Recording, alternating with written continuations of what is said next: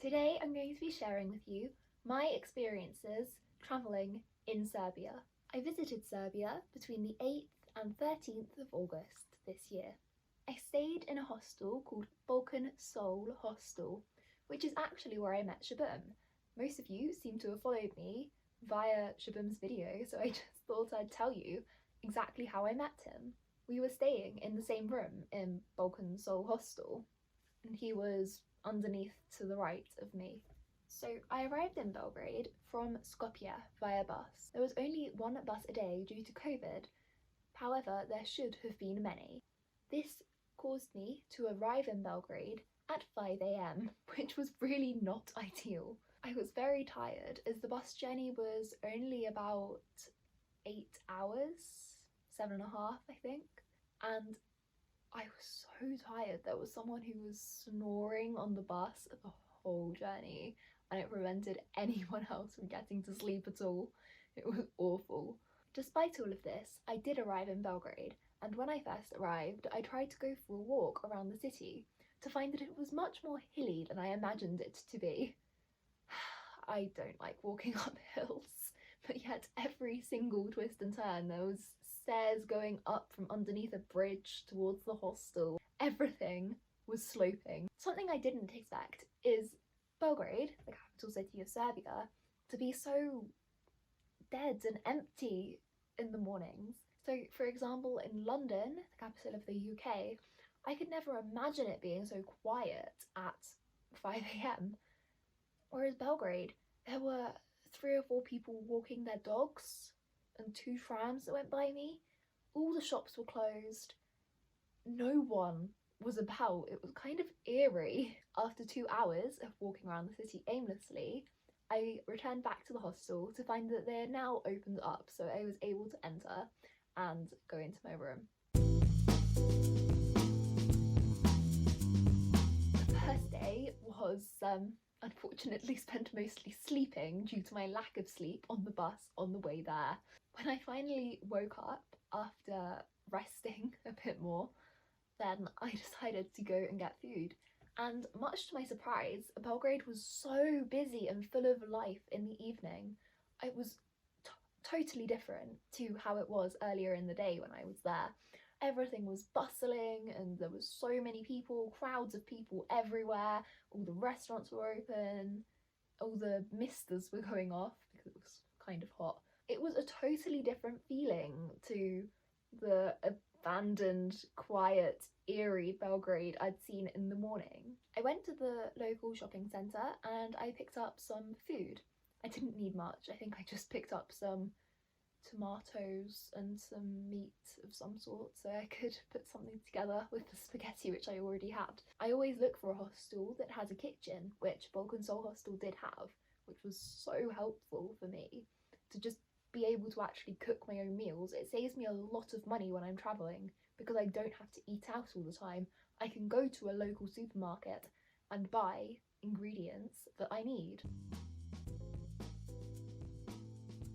After my first day being a bit of a letdown given that I was just sleeping the whole time, I decided to actually go out and explore the city during the day. I went down to the waterfront, which is really modern and beautiful. They're doing a lot of building work down there to revamp it all. I decided to go over to the other side of the river, so I went across a bridge. However, there wasn't much on the other side. I'm glad that I went over there to see it. However, if you are in Belgrade, I recommend staying on the main city side of the river. On the opposite side, it's more for residential buildings, and there was also one shopping centre there. That isn't what I wanted to go there for.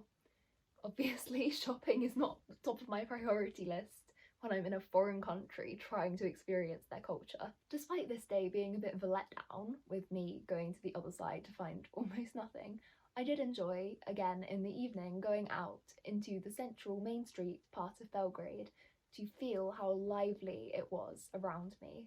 The day after this, someone who I'd met in the hostel as well, called Juliet, went to Belgrade Fortress. It's very old, it's also very high up and overlooks the Sava River and also the confluence between the Sava and Danube rivers. Both of the rivers go through Belgrade, and they merge at the edge of the city. It's beautiful, there's loads of trees and greenery around it. I wish I'd had more time to explore the forests. There was also an island in the middle where you could take boat trips to, and I really wish I could have done that, but unfortunately there just wasn't time in my schedule to be able to. So we went around the fortress for a couple of hours. We went through into the main area and we walked along the wall. I'm not sure if we were allowed to, but we walked along the wall and it was such a beautiful view, as you can see here.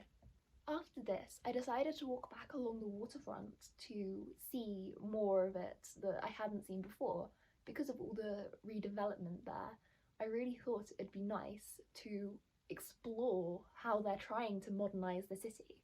Whilst we were in the fortress, we met a man who was born in Yugoslavia, and he was talking about how he worked for one of the leaders and how he's not allowed to travel for 20 years afterwards, because he is considered a threat to national security because he could be sharing information which is very confidential and top secret. And I was amazed to hear that that happens. I didn't realise that people could be kept inside their own country for so many years after working in a certain position.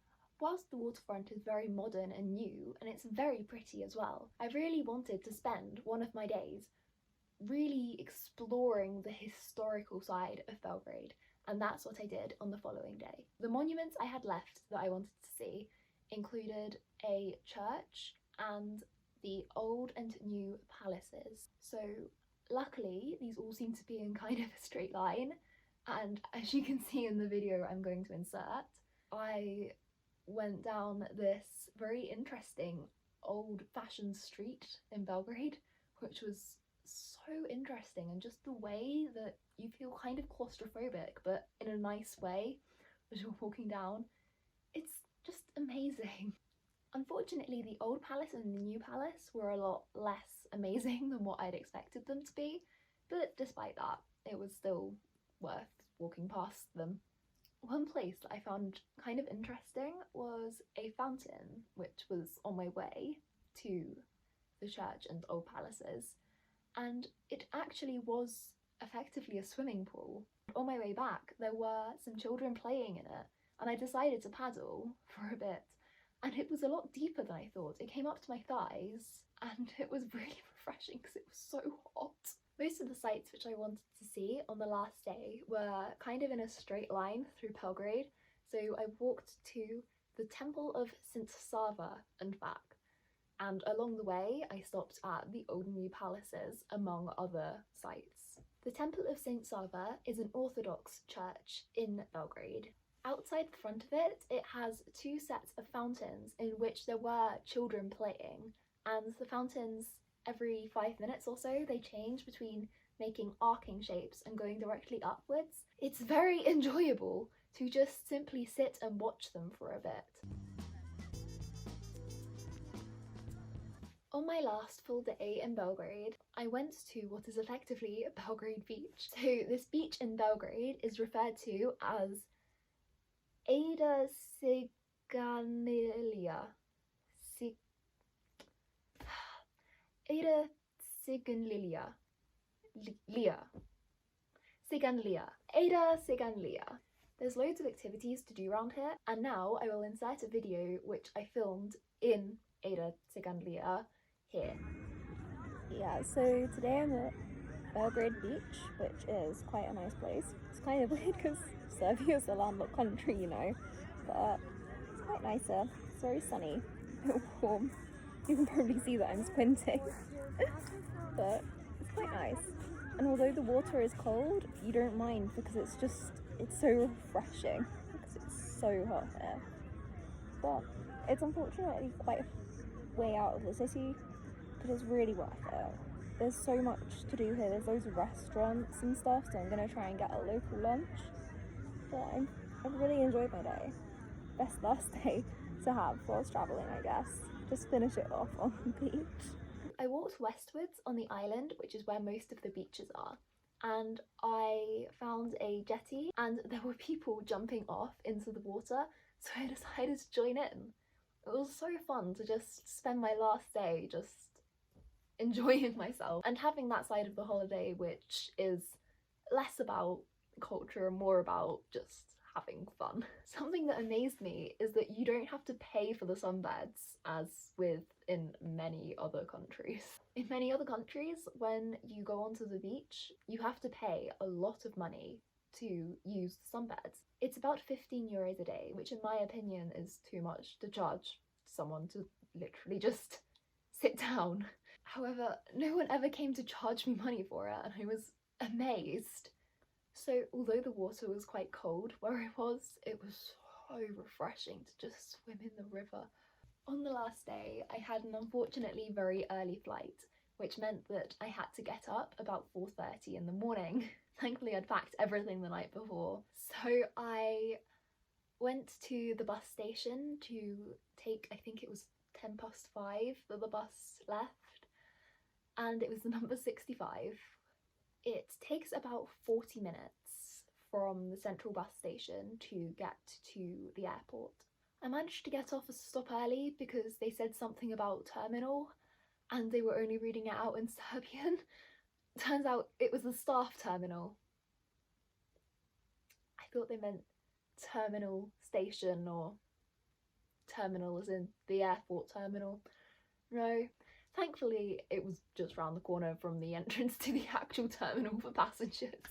And the only thing I understood that someone said to me was "Ne razumiem," which means I don't understand. And then I tried to tell them that yes, I understand them when they say I don't understand, and it just got confusing because that's about the only word in Serbian that I know. The words which aren't very useful are I understand, I don't understand, just they didn't help me at all because I tried to say I understand what she was saying, but the only words I understood were her saying that she didn't understand me. So in Belgrade Airport, it's an airport where you go through security at the gates, which I always find very odd. Prague Airport did the same thing when I was there. They stamp your passport as you go into the terminal, and then at your gate, you wait outside the gate until they open it up and you put your bag there. I managed to take my bottle of water through. I don't know how, but I realised after I'd walked through the scanner and I thought, oh no, I've left my water in there, I'm gonna have to tip it away and stuff. I didn't notice. Anyway, I hope you enjoyed this video and you learned something about Belgrade today. I would have loved to have explored more of Serbia, however I simply didn't have time. I needed to get back to England so that I could quarantine before going back to school and everything like that. Overall, it was probably the most lively country I visited in the Balkans. It felt a lot more touristy, as in I didn't feel like I was one of the only tourists there. I felt less like I was going to get ripped off. More people spoke English in Belgrade than the amount of people that spoke English in the other places that I visited. Thank you for watching this video and let me know if you ever go to Serbia.